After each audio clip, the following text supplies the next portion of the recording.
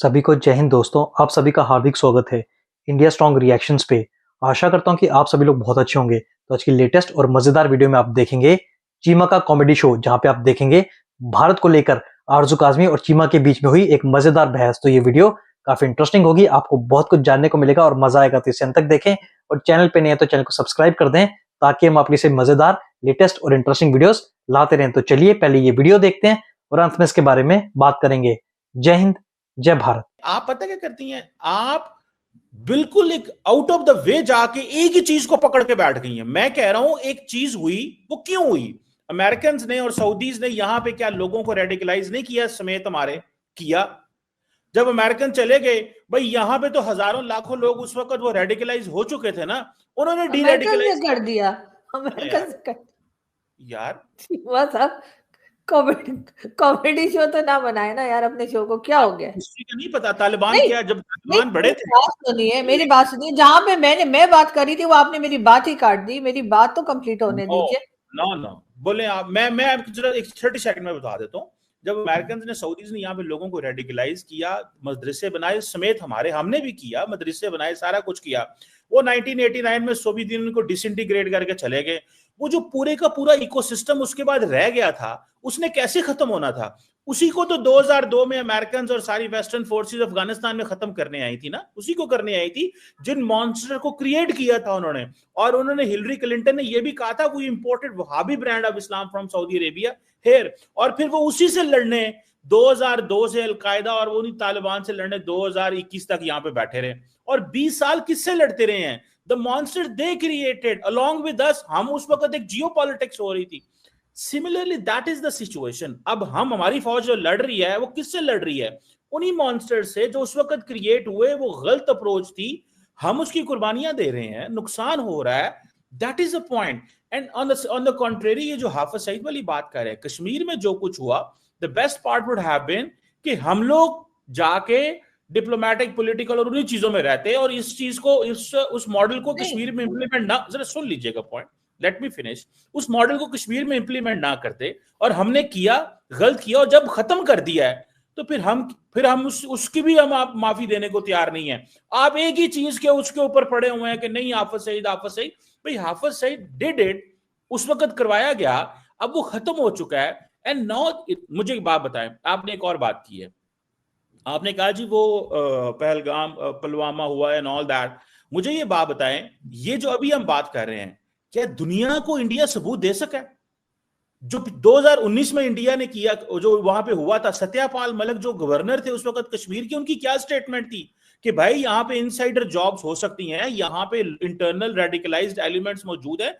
आप हर वाक़े को पाकिस्तान से लिंक नहीं कर सकते। जो एक पाकिस्तान, और आपको ये भी बताऊं, दिस इज वेरी अनकन्वेंशनल।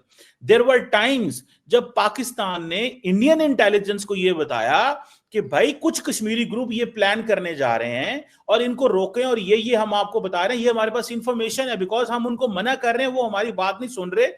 सो वो भी एक हिस्ट्री है। हमें इस चीज को देखना चाहिए, ना कि आप एक ही चीज हाफिज सईद और हिलरी क्लिंटन ने 2011 में कहा था। Frankly speaking, the only, just last 30 second, the only thing is if you do not look future, अगर आप फ्यूचर नहीं देख रही और माजी में जो कुछ हुआ उसको बड़े कन्वीनियंटली एक ही चीज में रख के देखेंगे, तो then you are not doing justice. बाकी I leave it on you, आप जैसे मर्जी करें। आप किसी भी जो रिसर्चर है, जो रिसर्च करता है, जो ऑथेंटिक वो कर रहा है, आप उससे पूछ लें सीक्वेंस ऑफ इवेंट्स किस तरह हुआ and how things have moved. अभी तो पाकिस्तान मुतासर है, इस वक्त इंडिया के अंदर कोई दहशतगर्दी नहीं हो रही थी। अगर हो रही है तो बताएं डेली बुनियादों पे पाकिस्तान के अंदर दहशतगर्दी हो रही है, पाकिस्तान के लोग शहीद हो रहे हैं, और मैं समझता हूं ये बंद होना चाहिए। बाकी you are an independent journalist है, you have every opinion, but मैं आपको एक कॉन्टेक्स्ट बता रहा हूं। हम बड़ी कन्वीनियंटली एक ही चीज पे आगे खड़े हो जाते हैं और कहते हैं लो जी जी वो जी हाफिज हिलरी क्लिंटन। अब हिलरी क्लिंटन के बाद 25 अमेरिकन लीडर्स आके कह गए हैं पाकिस्तान मुतासर है, वो तुसी नहीं बोलोगे क्यों? सर क्योंकि याद है सर, मुझे लगता है ये रिकॉर्डिंग कंप्लीट हो जाए ना तो आप फाइल मुझे भेज दिएगा, मैं लगा दूंगी, क्योंकि आपने मुझे बिठा के इंटरव्यू खुद का दे दिया। लेकिन सर मेरी बात सुने आप, अब बात सुने। अब मैंने फैसला कर लिया आपको एजुकेट करने का, मेरे से बर्दाश्त नहीं होता आप इतनी देर है ना वो अनएजुकेटेड रहे। मुझे लग रहा है मैं आपका इंटरव्यू ले रही हूँ। नहीं सर, मुझे ये बताइए ना कि हाफिज सईद को आप लोगों ने किस बात की सजा दी है, मतलब क्या जुर्म किया उसने?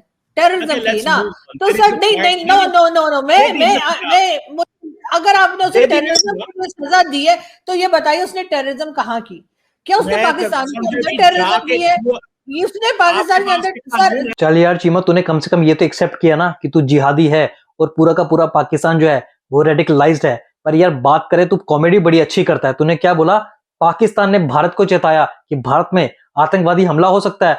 अबे तुम खुद ही तो आतंकवाद की जड़ हो, और वो भी तुमने कश्मीरियों के बारे में भारत को बताया जिनको तुम अपना भाई बोलते हो। ऐसा दोगलापन क्यों चीमा? और मुझे हंसी आती है कि चीमा जब कहता है कि मैं आरजू काज़मी को एजुकेट करूंगा। पहले तो मुझे ये बता चीमा कि तूने ये जो अपनी फरलो डिग्री ली है जिसे लेकर तू अपने आप को डॉक्टर कहलाता है, कौन से मदरसे से छापी है? आज बता ही दे यार तू किस चीज का डॉक्टर है। और मैं तुझे एक बात क्लियरली बोल दूं, पहलगाम हमले का भी जो लिंक है वो कहीं ना कहीं पाकिस्तान से ही जाकर निकलेगा।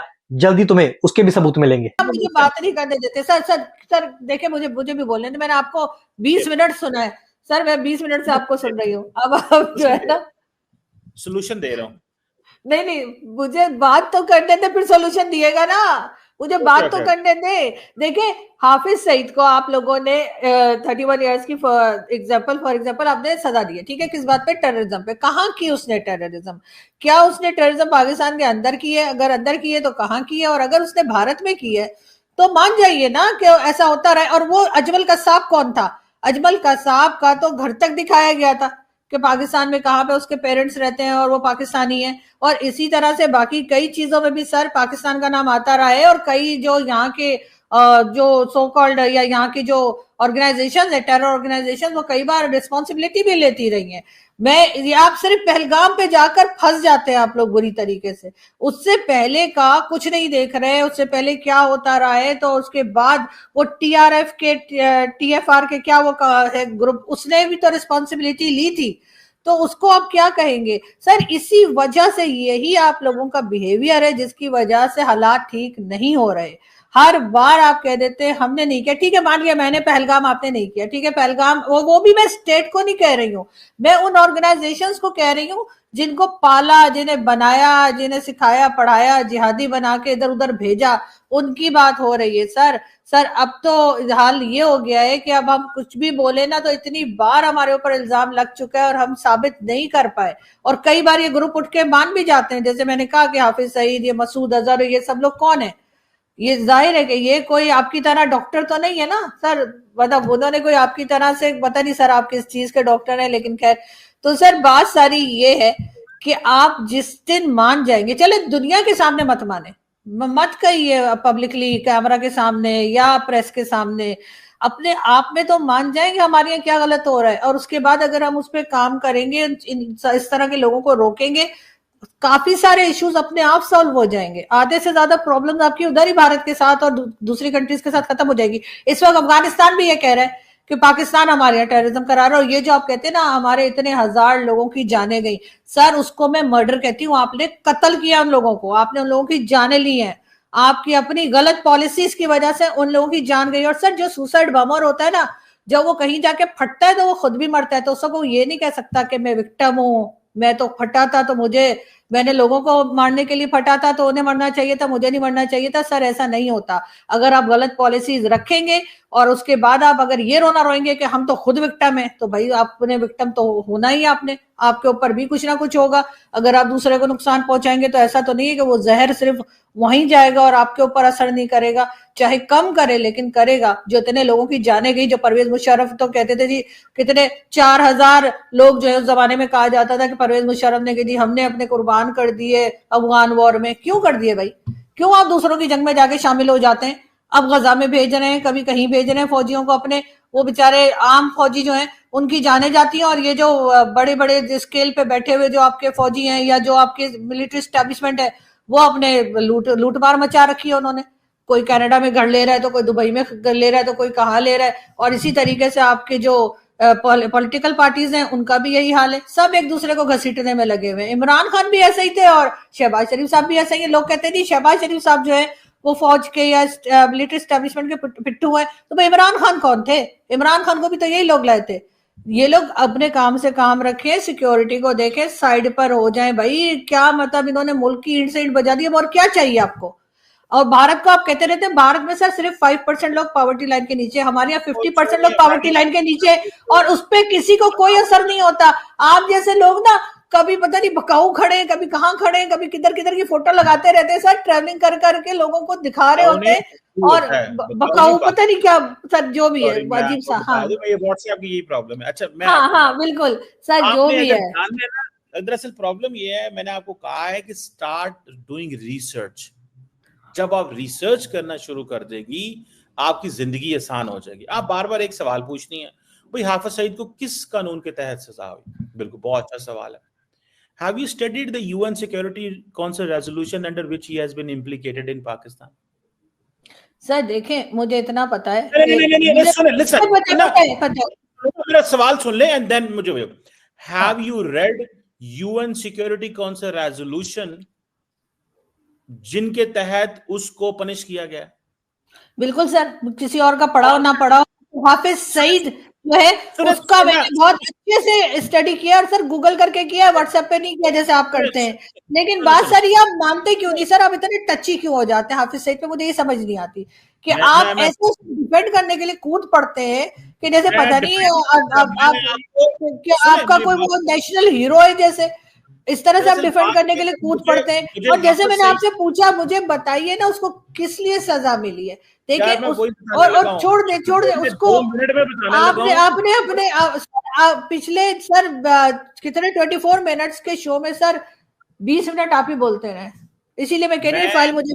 दोस्तों आशा करता हूँ कि वीडियो को आपने अंत तक देखा होगा और चीमा का कॉमेडी शो और इसकी पागलों वाली बातें सुनकर आपको काफी हंसी भी आएगी और मजा भी आएगा। तो वीडियो अगर आपको पसंद आई है इसे लाइक और शेयर जरूर कर दें और अपने विचार हमें कमेंट सेक्शन में लिखकर जरूर बताएं। और एक बार फिर चैनल पे नहीं है तो चैनल को सब्सक्राइब कर दें ताकि हम आपके लिए लेटेस्ट मजेदार और इंटरेस्टिंग वीडियोस लाते रहें। तो चलिए फिर मिलेंगे ऐसी किसी जबरदस्त वीडियो में, तब तक अपना ध्यान रखिए। जय हिंद, जय भारत।